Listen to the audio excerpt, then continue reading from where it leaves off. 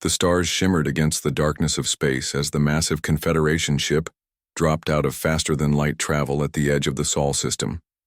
Its sleek design reflected the blue glow of Earth as the vessel approached the third planet from the Sun. On board, Commander Zixvara adjusted his ceremonial uniform and reviewed the first contact protocols one final time. "Preliminary scans confirm what our probes detected," his science officer reported. "They've achieved spaceflight but appear to be limited to their home system. Primitive nuclear and chemical propulsion. No signs of quantum drives or gravitational manipulation technology." Zixvara nodded, his 4 eyes blinking in sequence. "Send the greeting message on all frequencies. Let's see how quickly they respond." The response came faster than expected.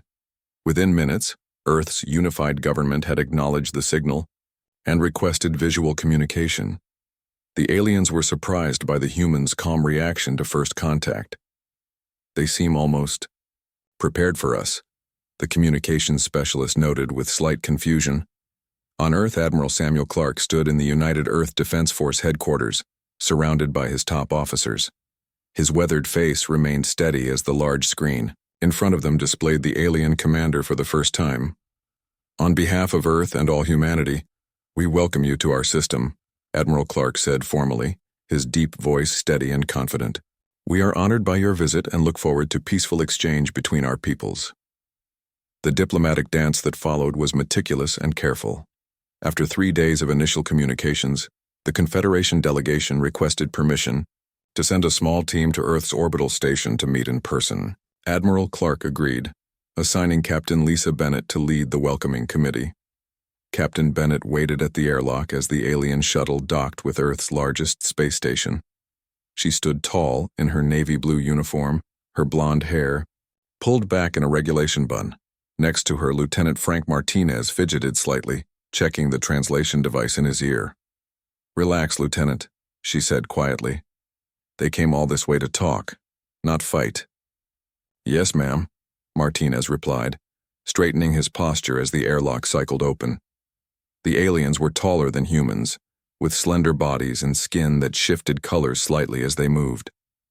Commander Zixvara led his team forward, performing the traditional greeting gesture of his species, a slow wave of all 4 arms. "The Galactic Confederation extends its greetings," the alien said, the translation coming through clearly in the humans' earpieces.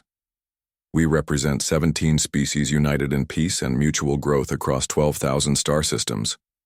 Captain Bennett returned the greeting with a respectful bow. "Earth is honored by your presence. We have prepared quarters for your delegation and arranged for cultural exchange as you requested."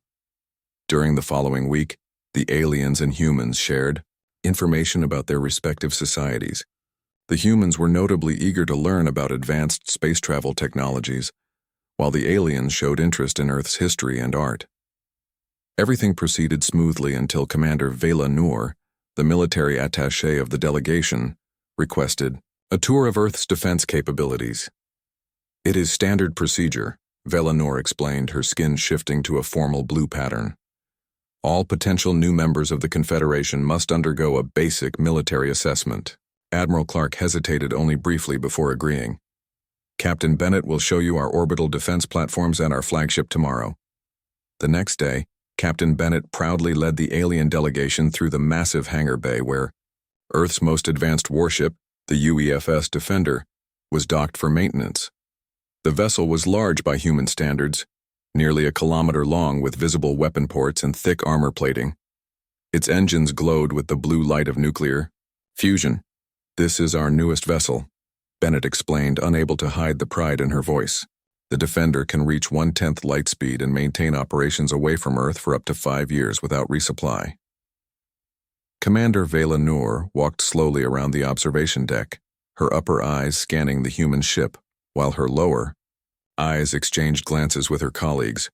The translation devices were silent, but Lieutenant Martinez, standing slightly behind the delegation, noticed the subtle change in the aliens' skin patterns.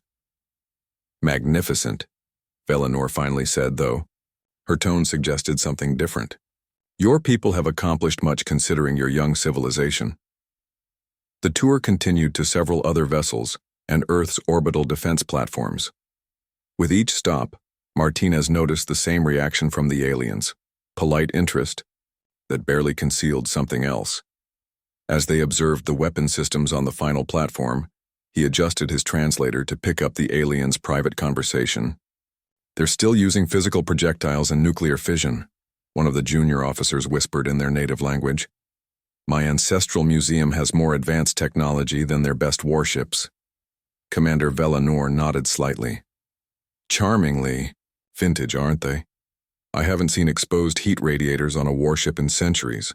One decent energy beam would slice through their hull like wet paper." "Will the Council really approve their membership?" another asked. "They're barely past their planetary phase. The Council always accepts developing species," Velanor replied. "These primitive apes will make excellent buffer territory against the outer rim threats. Their resources are valuable, even if their technology is not." Martinez kept his face carefully neutral as he recorded the conversation.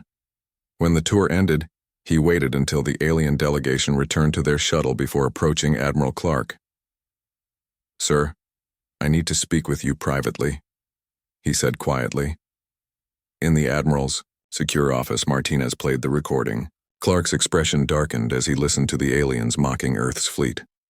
"Museum pieces," Clark repeated, his voice tight with controlled anger. "Buffer territory." "What are we going to do, sir?" Martinez asked. "Should we inform the President?" "Admiral." Clark was silent for a long moment, staring at the star map on his wall that now showed the vastness of the Confederation territory compared to Earth's single system. "No," he finally said. "We will accept their offer of membership. But, sir, Lieutenant, what happens when someone underestimates you?" Clark turned to face the younger officer. Martinez straightened. "They let their guard down, sir." "Exactly." The Admiral nodded. "We'll continue to show them exactly what they expect to see. A young, eager species grateful for their advanced knowledge."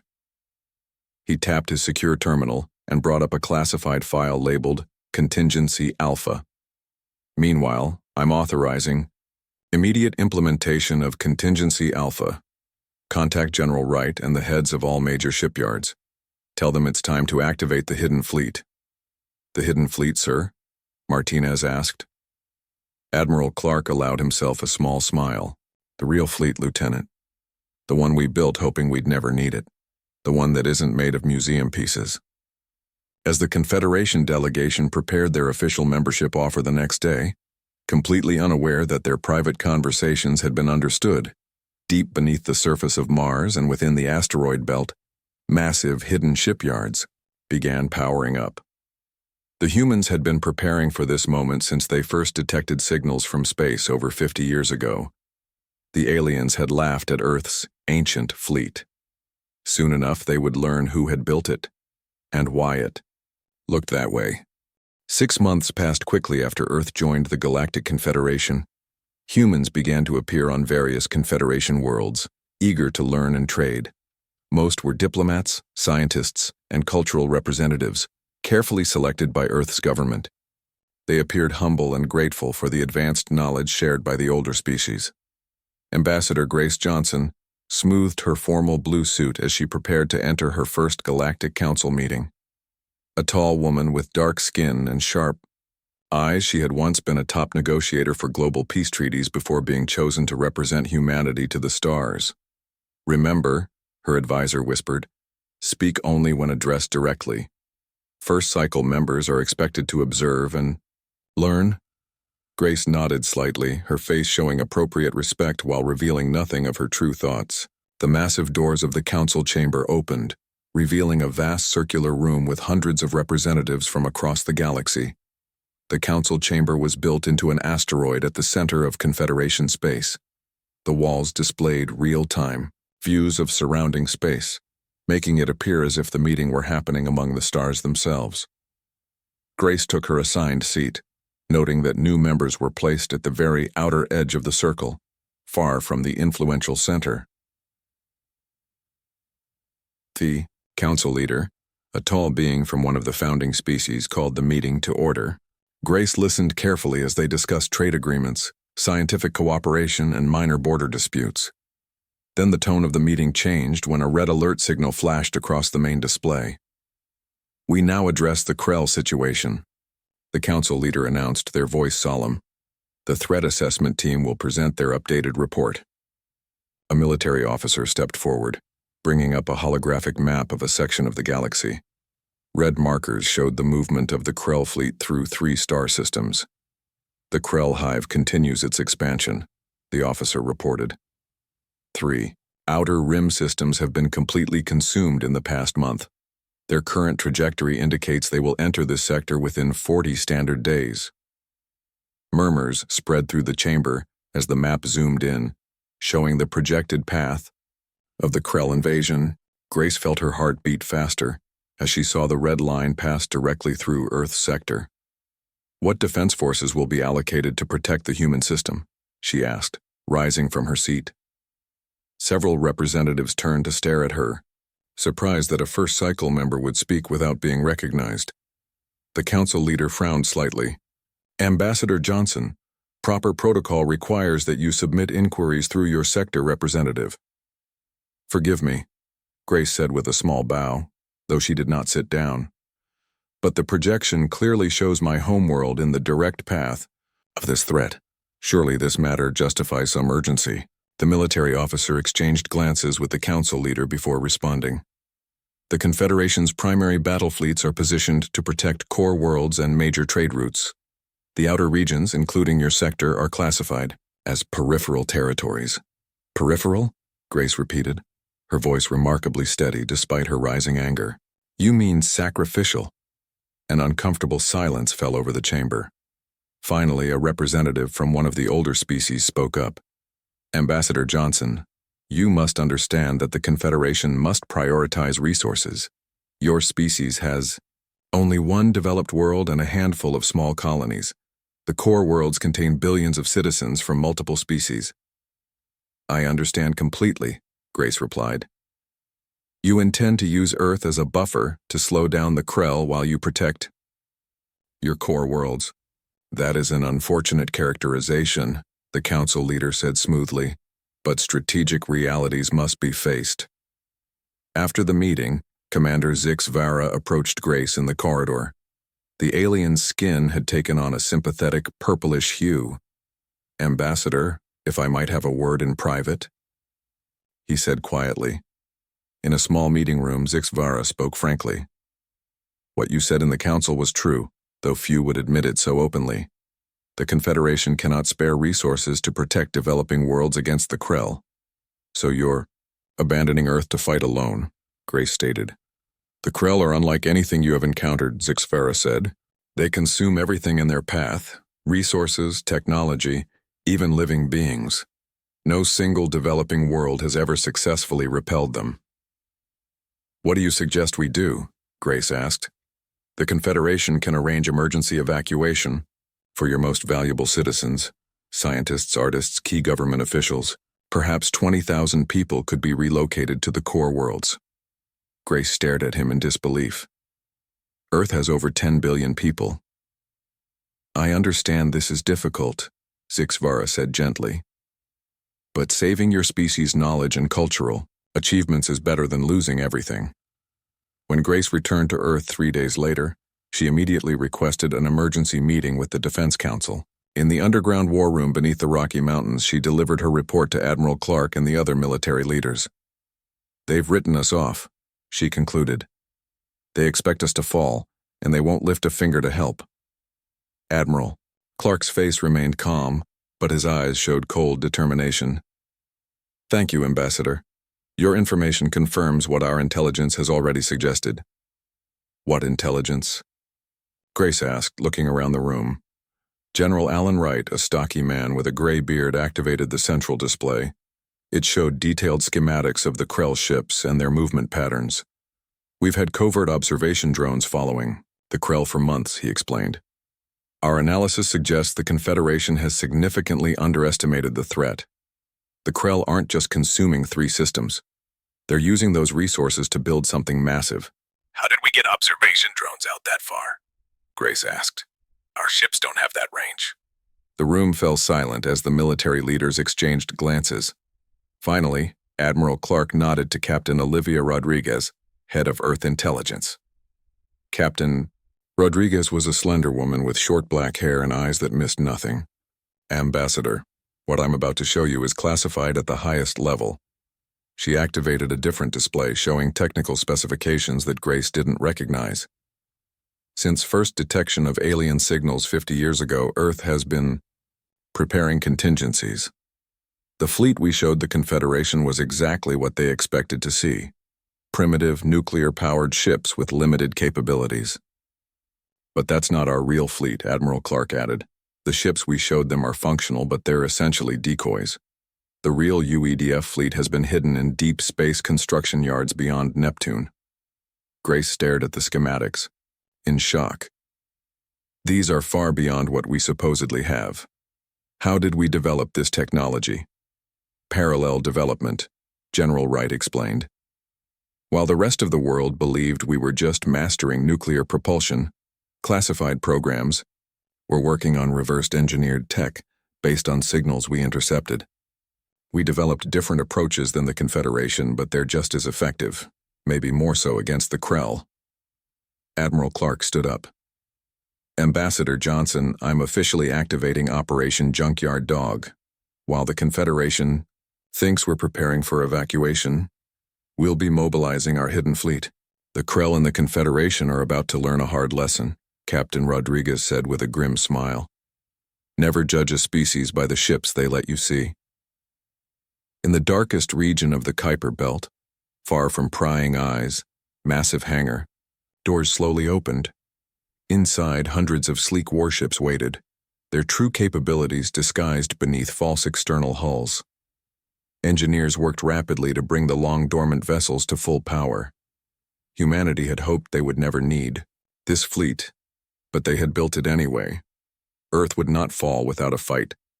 The Krell forces moved faster than anyone expected. Within 20 days, they had overwhelmed the border defenses of the Confederation and were advancing steadily toward Earth's sector. Reports from the fallen worlds described complete destruction. The Krell stripped planets of resources and absorbed any technology they encountered. In the Confederation's Central Command, alarms flashed as new data arrived from the front lines.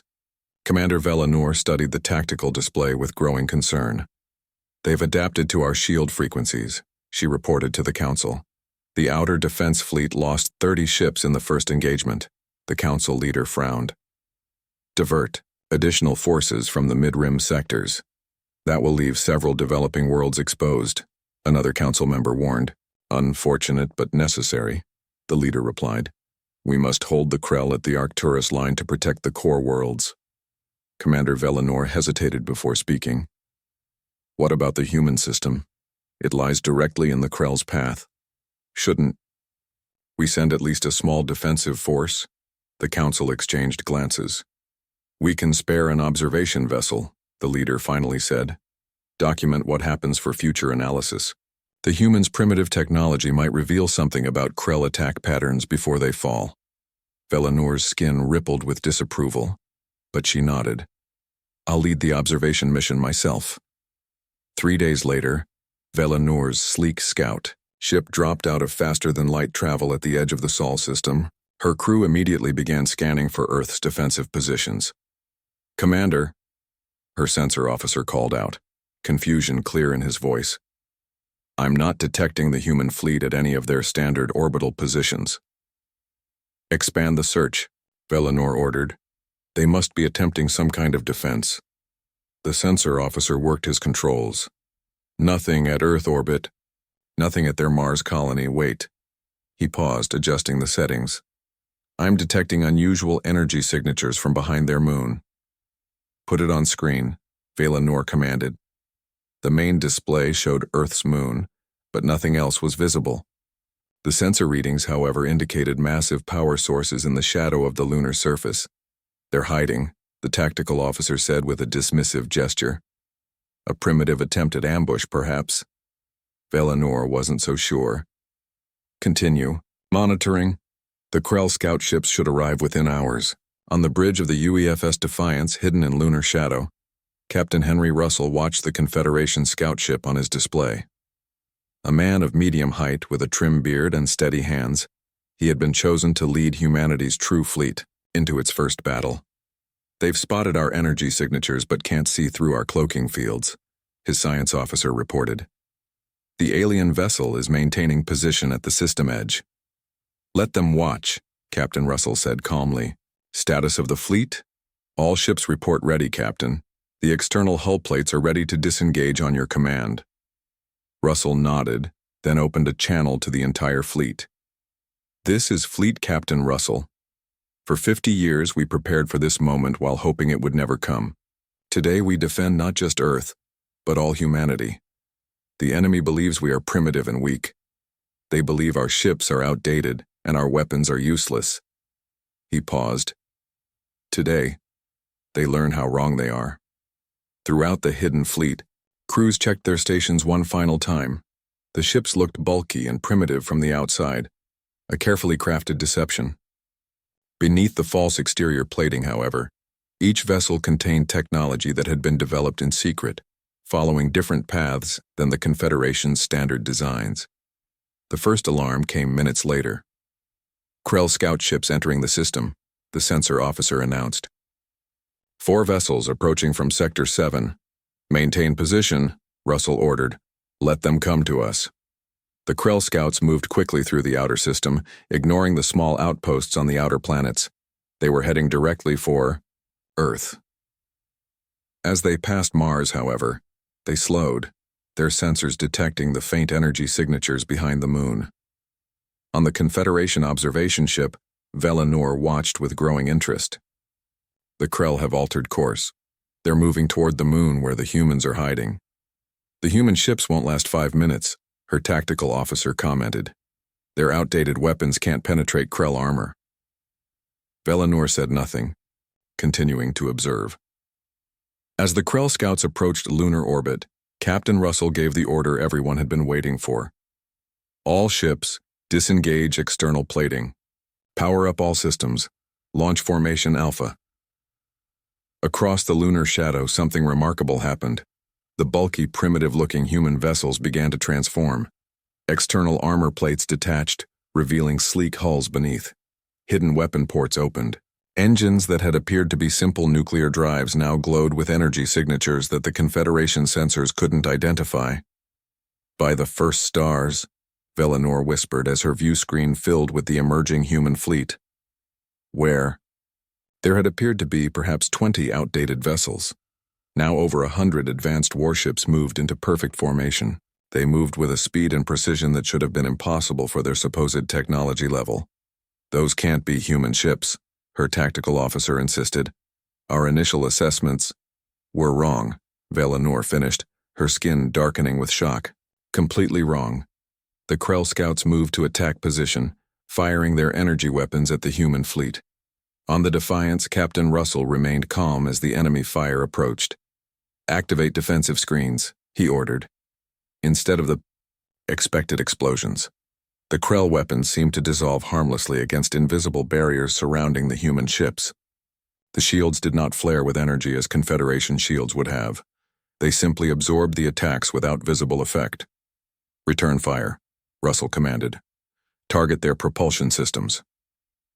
The human ships fired weapons that appeared to be simple projectiles. As they neared the Krell vessels, however, the projectiles broke apart into thousands of tiny devices that attached themselves to the enemy hulls. "Nanite swarms deployed," the weapons officer reported. "Penetrating Krell systems now." The Krell scouts began to drift, their main systems shutting down one by one. No explosions, no dramatic destruction, just the quiet shutdown of every major system. On the observation ship, Velanor and her crew watched in stunned silence. "How did they?" the tactical officer began, unable to complete his thought.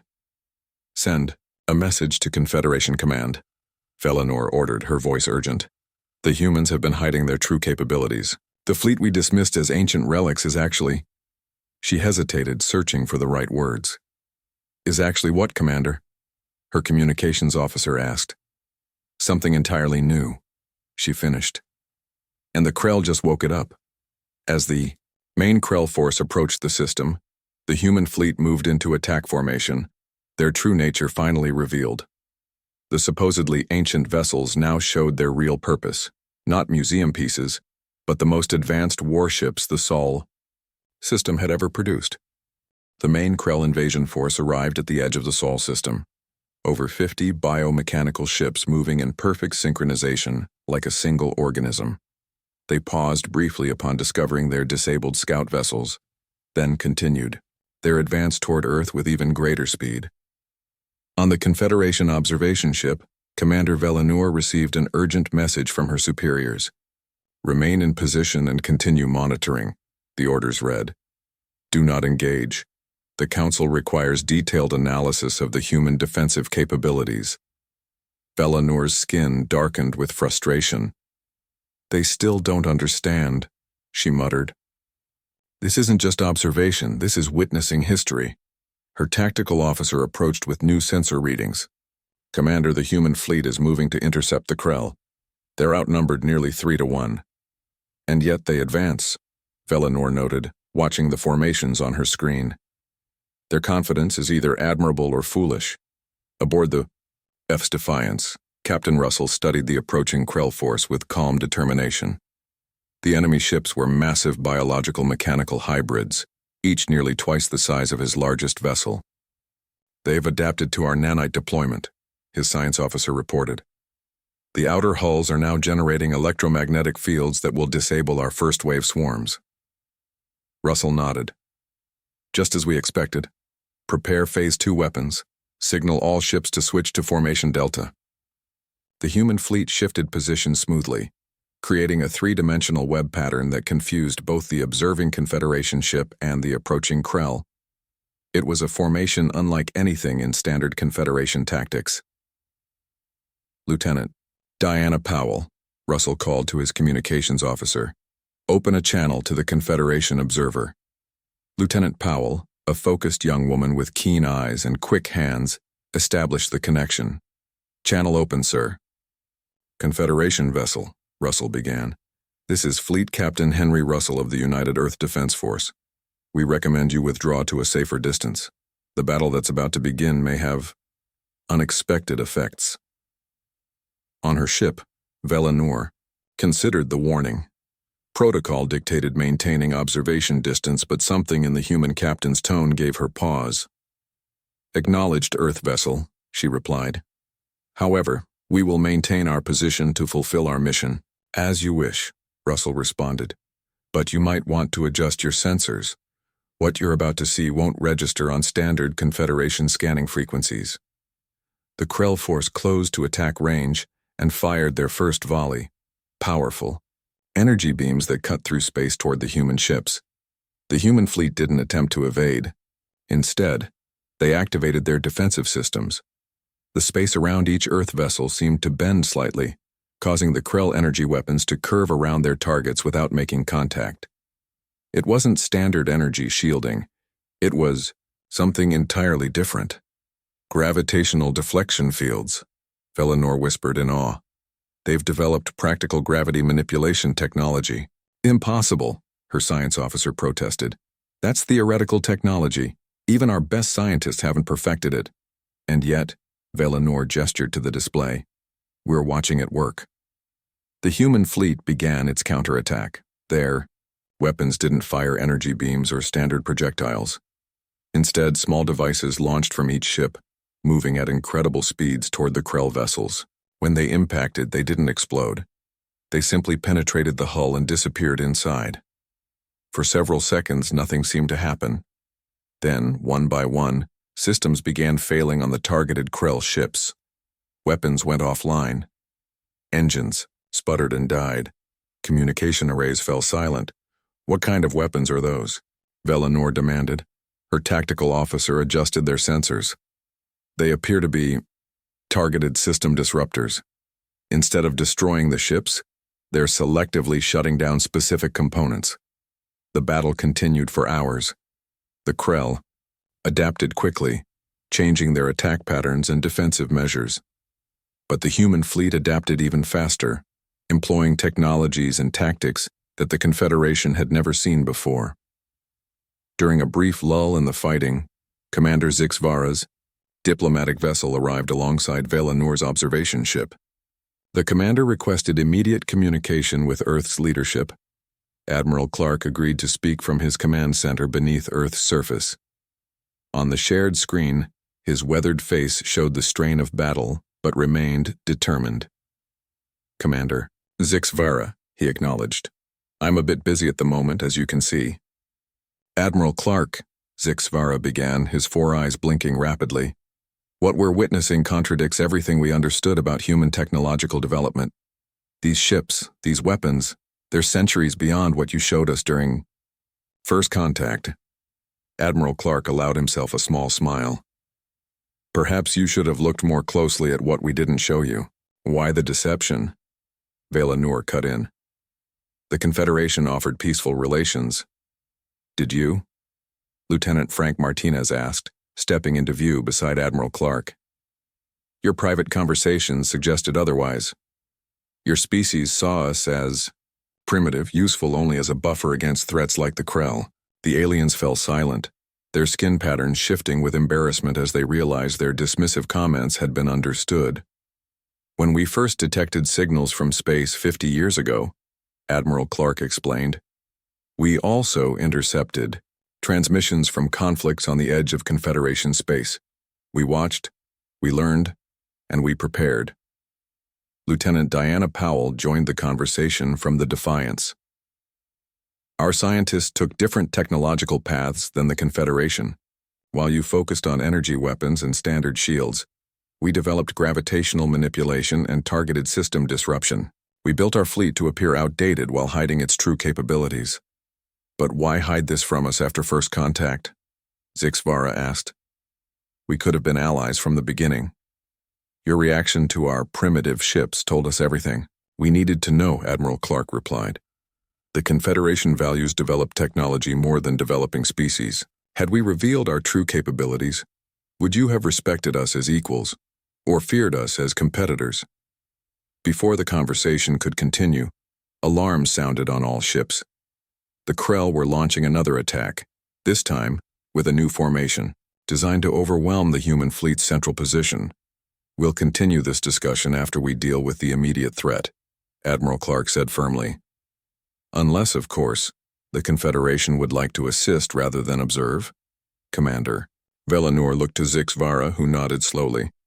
"We will help however we can," he said. "Though I suspect our standard tactics may be less effective than yours against the Krell." As the Krell forces approached, Captain Julia Ramirez's voice came over the fleet channel. Captain Ramirez commanded the 2nd Division of Earth's fleet, specialized vessels designed for quick strikes and tactical precision. "Captain Russell, request permission to execute Operation Spearhead," she said, her voice steady and confident. "Permission granted, Captain Ramirez," Russell replied. "Show them what those outdated ships of yours can really do." Ramirez's squadron broke formation, their engines flaring with blue-white energy as they accelerated to speeds the Confederation had believed impossible for vessels that size. They darted between the massive Krell ships, too fast for the enemy's targeting systems to track. "They're targeting the command nodes," Velanour realized, watching the precise movements of the human ships. "But how did they identify them? We've never been able to locate the control centers in Krell vessels." On the screen, the human squadron fired precise bursts of energy at seemingly random points on the Krell ships. One by one, the massive enemy vessels went completely dark, drifting powerless in space. "That's not random," Zixvara said quietly. "They know exactly where to hit them. Somehow they've discovered the Krell's weakness." The supposedly ancient fleet, now revealed as something entirely new, continued to push back the Krell invasion. What had begun as a desperate defensive action was turning into something that had never happened before. A decisive victory against the unstoppable enemy. 2 weeks after the Battle of Sol, as it came to be known, the Galactic Council held an emergency session. The massive chamber was filled to capacity, with representatives from all 17 Confederation species in attendance. At the center of attention stood Ambassador Grace Johnson and Admiral Samuel Clark, now accorded places of honor in the inner circle. The human defense force has accomplished what no Confederation fleet has managed in 50 years, the Council leader announced. They have driven back a full Krell invasion force with minimal casualties. Murmurs spread through the chamber. Just months earlier, these same representatives had dismissed Earth as a primitive, peripheral world. Now they viewed humanity with a mixture of respect and wariness. Commander Velinor stepped forward to present her report. Her skin had taken on the formal blue-green pattern of official testimony. The human fleet demonstrated technologies unknown to the Confederation, she stated. Their gravitational deflection shields proved immune to Krell energy weapons. Their targeted system disruptors disabled enemy vessels without destroying them, preserving valuable intelligence. Most significantly, she continued, they identified a weakness in Krell design that had eluded our researchers for decades: the location of the command nodes that coordinate each ship's biological and mechanical systems. The Council leader turned to Admiral Clark. How did your people manage this when our best scientists could not? Admiral Clark nodded to Lieutenant Nathan Miller, who stood nearby. The young officer had been instrumental in developing the Krell countermeasures. We approached the problem differently, Miller explained simply. The Confederation tried to understand Krell technology by studying destroyed ships. We studied their behavior instead, the way they moved, communicated, and adapted. We realized they function like a hive of insects, with each ship containing a central coordination point. Ambassador Johnson added, humans have a long history of finding creative solutions when faced with superior forces. We've learned to look for weaknesses rather than trying to match strength with strength. The council chamber fell silent as the members absorbed this information. Finally, the leader spoke again. Earth will no longer be classified as a peripheral world. We propose full membership status and request that human engineers work with our defense forces to upgrade Confederation vessels with your technology. Johnson and Clark exchanged looks. We would be honored, Johnson replied carefully. Though, we suggest a comprehensive exchange of knowledge rather than one-sided technology transfer. The Confederation has much to teach us as well. As the formal session ended, many representatives approached the humans with questions and congratulations. Commander Zix Vara made his way through the crowd to speak with Admiral Clark privately. I must ask, he said quietly, why maintain the deception for so long? You could have revealed your true capabilities during first contact. Clark smiled slightly. An old human saying, better to be underestimated than overestimated. Your initial dismissal of our ancient fleet gave us time to prepare while learning about the Confederation's strengths and weaknesses. A wise strategy, Zix Vara admitted, though not very trusting. Trust must be earned, Clark replied. Your people laughed at our ships behind our backs. Now you want those same ships to protect your worlds. Zix Vara's skin darkened with embarrassment. A fair point. Perhaps we have as much to learn from humans about diplomacy as we do about technology. In the following months, human engineers began working with Confederation scientists to create a new generation of defense vessels. The supposedly ancient fleet became the template for hybrid designs that combined human innovation with Confederation expertise. On the observation deck of the newly commissioned Confederation human joint base orbiting Jupiter, Lieutenant Miller stood with several alien engineers watching the construction of new warships. The greatest lesson we've learned, he told them, isn't about building advanced technology. It's about making technology that doesn't look advanced until it needs to be. One of the alien engineers, who had been among those who initially mocked Earth's fleet, nodded in understanding. Your vessels appeared simple but contained hidden depths, like humanity itself. Exactly, Miller agreed. Never judge a species by the ships they let you see. Judge them by the ships they built when they thought no one was looking. As the new vessels took shape against the backdrop of Jupiter's swirling clouds, the legacy of humanity's ancient fleet was secured, not as museum pieces or relics, but as the foundation of a stronger, more united galaxy where appearances could be deceiving and innovations came from unexpected places.